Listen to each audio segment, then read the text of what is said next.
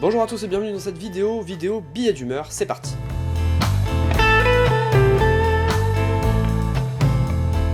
Alors cette vidéo est un petit peu particulière sur cette chaîne parce que de temps en temps je fais des billets d'humeur et aujourd'hui j'avais envie de vous en faire un et j'ai eu l'idée en fait de faire cette vidéo, c'est tout simplement parce que j'ai acheté une GoPro Hero 6. Bon et là vous vous dites derrière votre écran, bon pourquoi il nous parle d'une GoPro, hein, c'est quoi le rapport avec le titre de la vidéo? Eh bien vous savez sûrement que la GoPro, moi personnellement je le savais mais je l'ai découvert en pratiquant un petit peu la caméra, la GoPro a une façon de cadrer qui est grand angle, c'est une caméra d'action et du coup faut capter le maximum de choses, quand vous êtes sur les pistes de ski faut pas avoir un espèce de téléobjectif, ça servira à rien, ça aurait pas de sens, donc du coup vu que c'est une caméra d'action, elle est grand angle et même si il y a des possibilités en fait logicielles pour recadrer, on va dire changer de focale au niveau de son image, et ça reste quand même du grand angle. Et en fait c'est une façon complètement différente de composer, complètement différente que ce que je fais avec ce cadrage là qui est en train de me filmer, ou complètement différente de ce que je pourrais faire pour faire des plans d'illustration par exemple.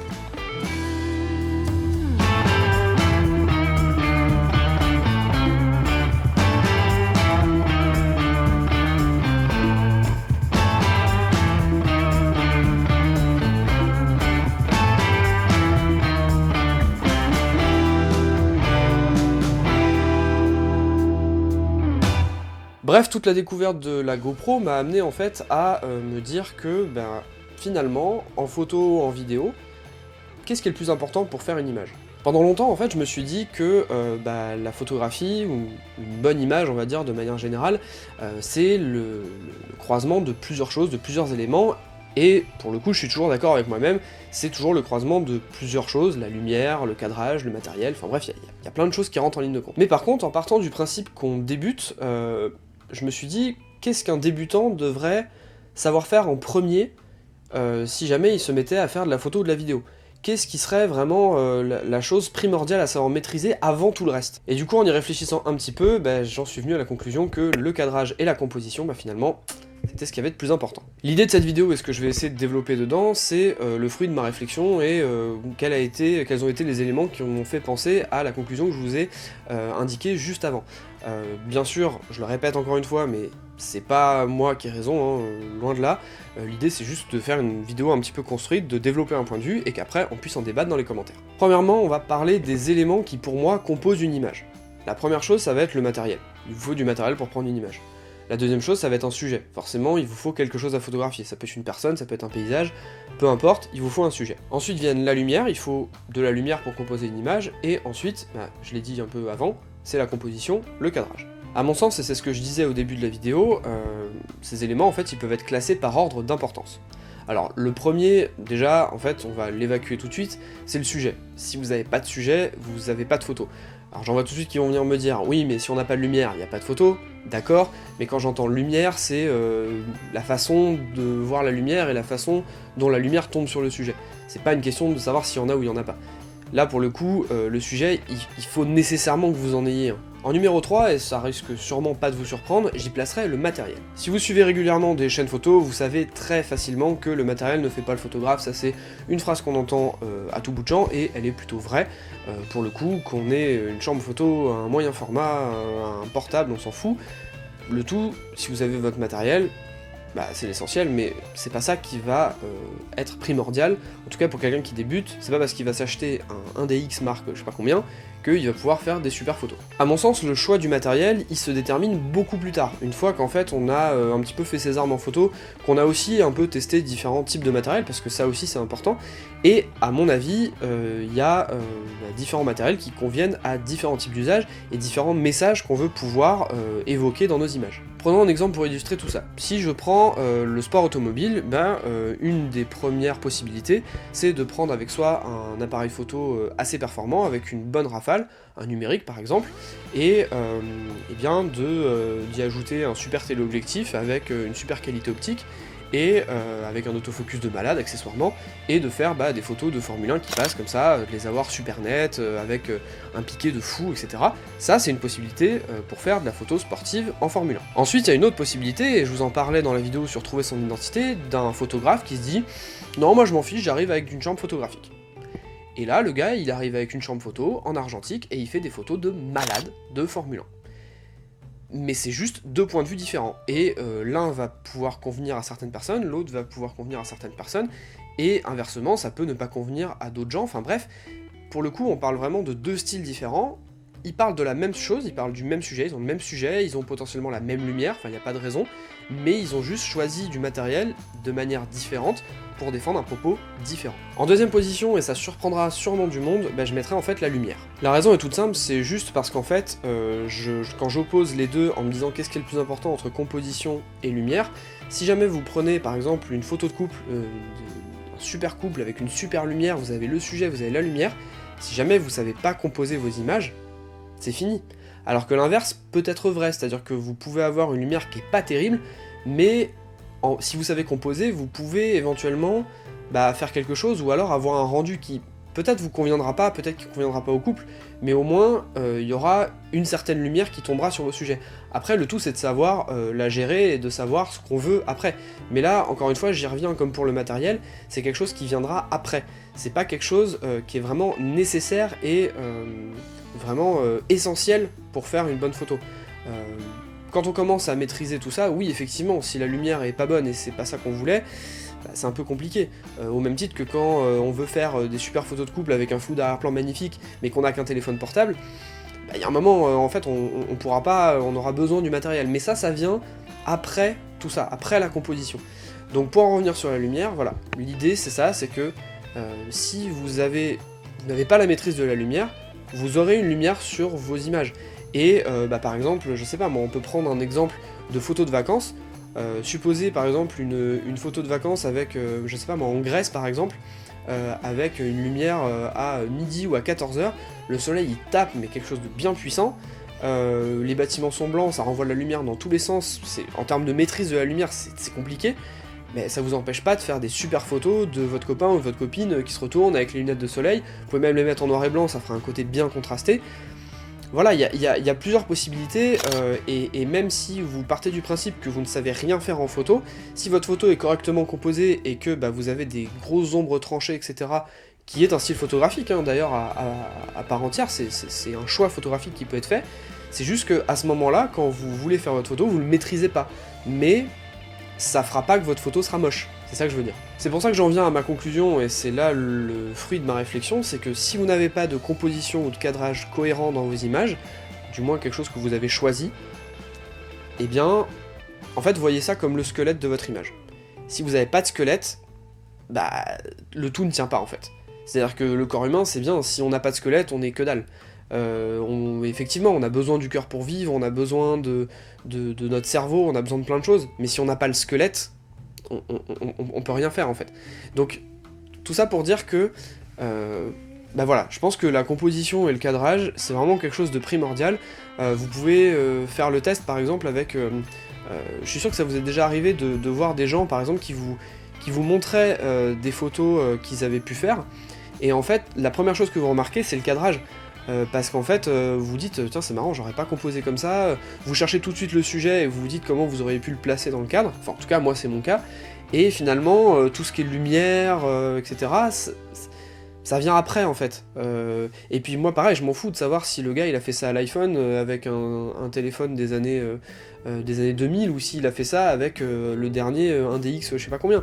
Donc tout de suite en fait ce que vous allez remarquer, et c'est ça qui va faire d'ailleurs la différence entre des amateurs un peu avertis où on dit qu'ils sont bons photographes, c'est parce qu'en général ils ont quand même un sens du cadrage qui est pas dégueu et qui est plutôt bon, et en fait à partir de là c'est bien parce qu'on peut construire d'autres choses, on peut essayer de s'intéresser justement à la lumière, on peut faire évoluer son matériel, etc.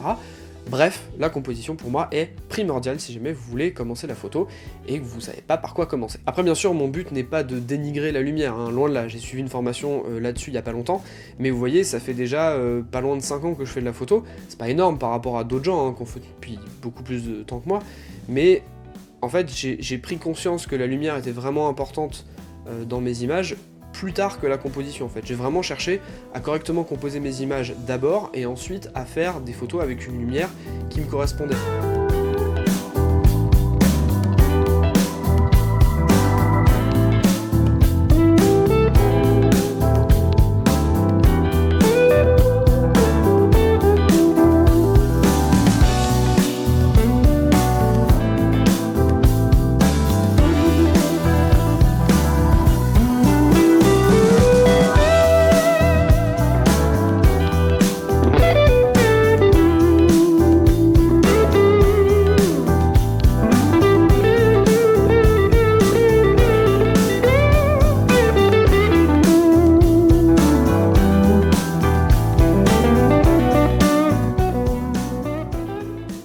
Pour terminer cette vidéo, déjà je vous remercie d'être allé jusque là, et j'avais envie en fait de vous donner quelques conseils sur la composition et le cadrage, parce que j'en parle comme étant quelque chose de primordial dès le départ. Je vais quand même pas vous rabâcher les règles de tiers, les points de force, etc., ce genre de choses. Surtout que des règles de composition, il y en a plein, vous allez en trouver partout sur internet, enfin voilà, ça se trouve très facilement. Ces règles, il faut apprendre à pas forcément les briser, mais les adapter ou savoir faire autre chose que ça.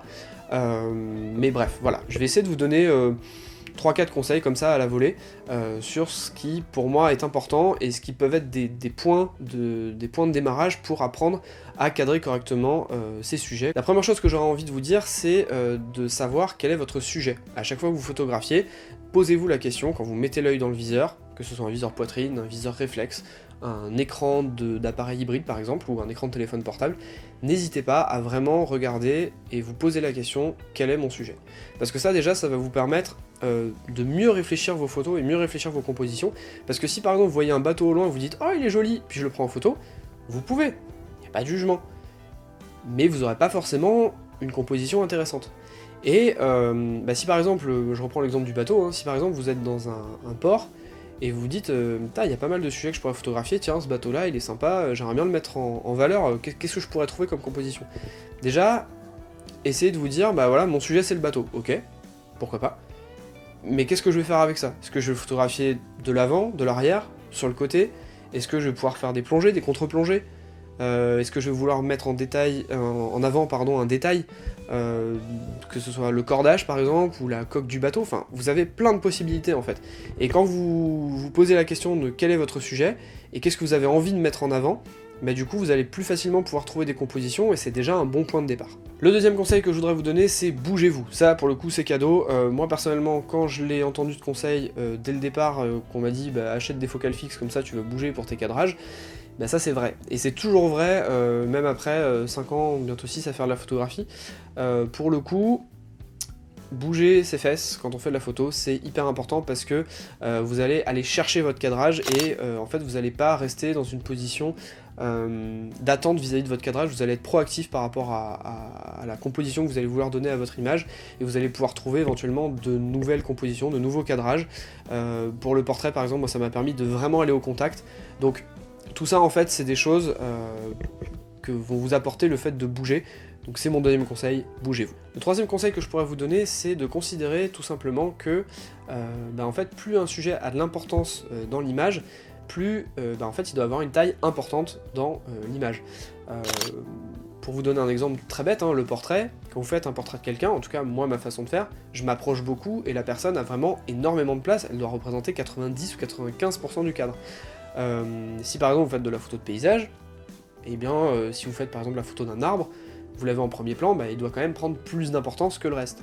Après il y a encore un autre exemple qu'on pourrait prendre, et là pour le coup on rentre dans un contre-exemple, parce que si par exemple vous voulez mettre en valeur quelqu'un qui est, je sais pas moi, par exemple quelqu'un qui est dans une ville où il n'y a personne autour, etc., ça va être clairement lui votre sujet, mais il va avoir une taille relative moins importante. Ça voudra pas dire qu'il sera moins mis en valeur, ça voudra dire qu'il sera juste contextualisé, ça restera votre sujet, mais il sera contextualisé.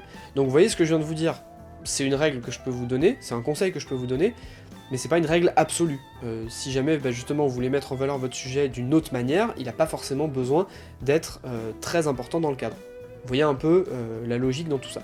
Quatrième conseil qui est en fait un peu un corollaire du dernier, c'est que si vous avez des compositions qui sont simplifiées, vous vous en sortirez mieux. C'est très difficile de faire des bonnes compositions avec beaucoup d'éléments et beaucoup de sujets.